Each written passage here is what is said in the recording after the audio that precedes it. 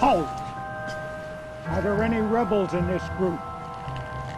I'm the ghost of a Civil War soldier. Colonel O'Rourke was my captain, and of course Colonel O'Rourke defends the bridge down across the Genesee. We were both killed defending Little Round Top on July 2nd, 1863. Colonel O'Rourke made his soldiers promise to go north and protect the North against any further invasion by Southern rebels.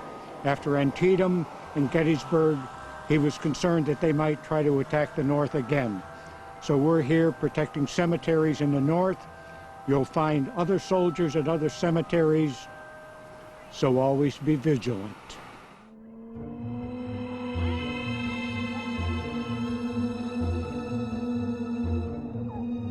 Skulls with wings, cherubs in stone, a grave with no name, standing alone.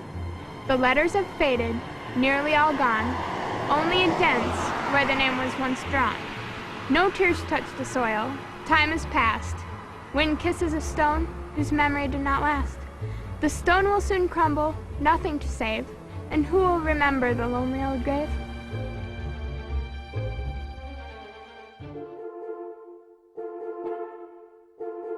I am Mortimer Givens. I am the town's caretaker from 1874 to 1912. I am always here, even in death, taking precious care of the residents that live throughout the graves. First, it's important to know that the original town cemetery actually lied at Penfield Village Corner. It's unknown when the first grave was put to rest there, but it is said that Dr. Dake, the village's first physician, was put to rest there, but there's no document to record this fact. Mr. Penfield's miller, John Stroger, who died on September 8, 1812, and is buried on lot 648, is said to have been the oldest recorded tombstone. There were approximately 200 graves in the first 25 years. In 1837, the Funeral Commission started a log, and in the first year there were 10 burials recorded.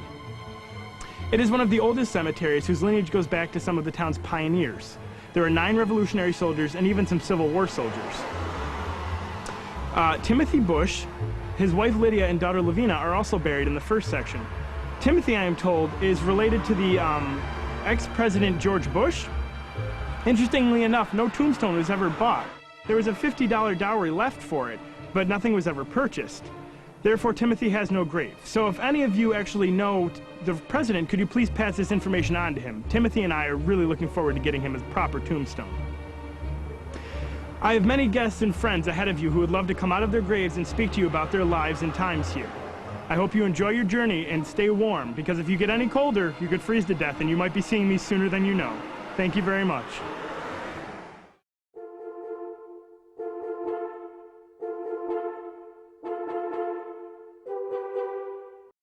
Good evening. My name is John Stroger, lot 648. I have the distinction of having the oldest grave marker in the cemetery. They say that they're older graves than mine, but graves prior to the 1800s were often made of wood or soft stone, easily damaged by the harsh elements of the land.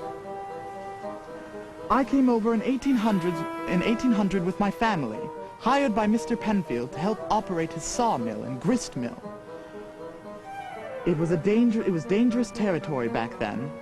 There were bears or wolves to contend with, and if you can imagine, even rattlesnakes.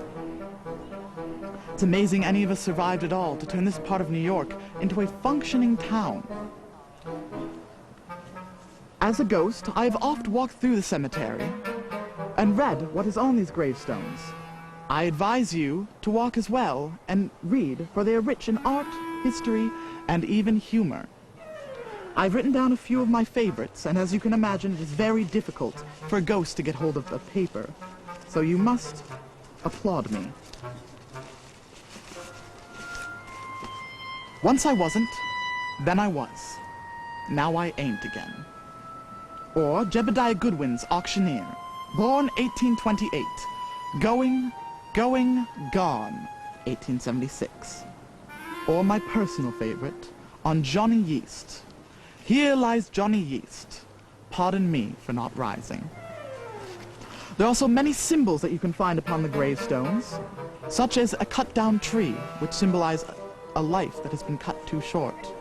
or a single strand of wheat, which symbolizes the divine harvest. Or possibly you could even find a weeping willow, cherubs or wreaths, which symbolize a pleasant life and a pleasant death and ascension to heaven. Many of the early graves have skeletons, winged hourglasses, or even shattered urns, which symbolize a gruesome death. Thank you, and good night. Good night and good hunting.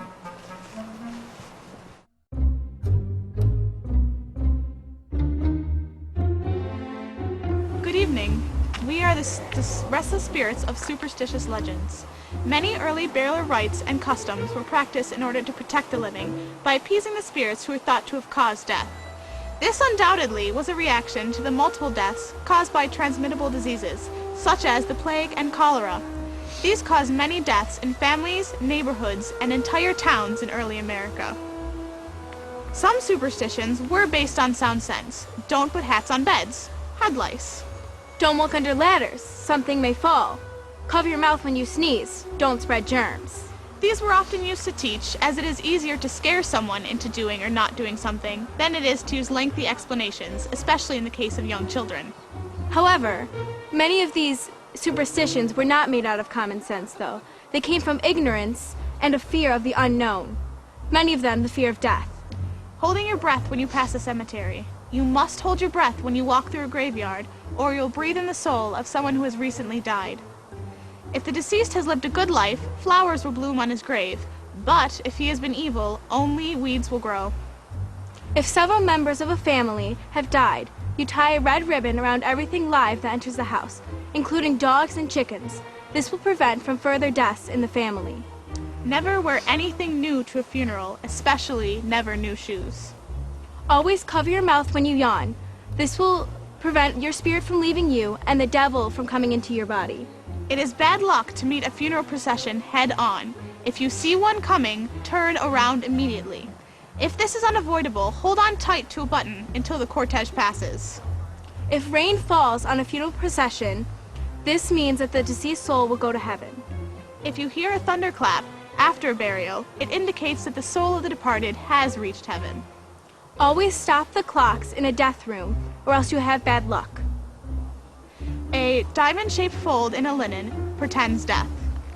If you hear 3 knocks, but no one is there, this means that there's going to be a death. If you hear a dog howling at night when someone in the house is sick, is a bad omen. This omen can be reversed by reaching underneath a bed and turning over a shoe. If you smell roses, but there are none around, this means there's going to be a death.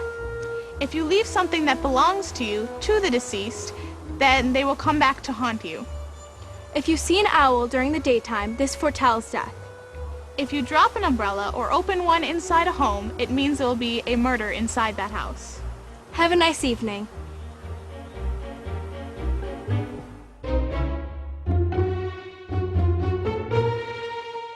Thank you.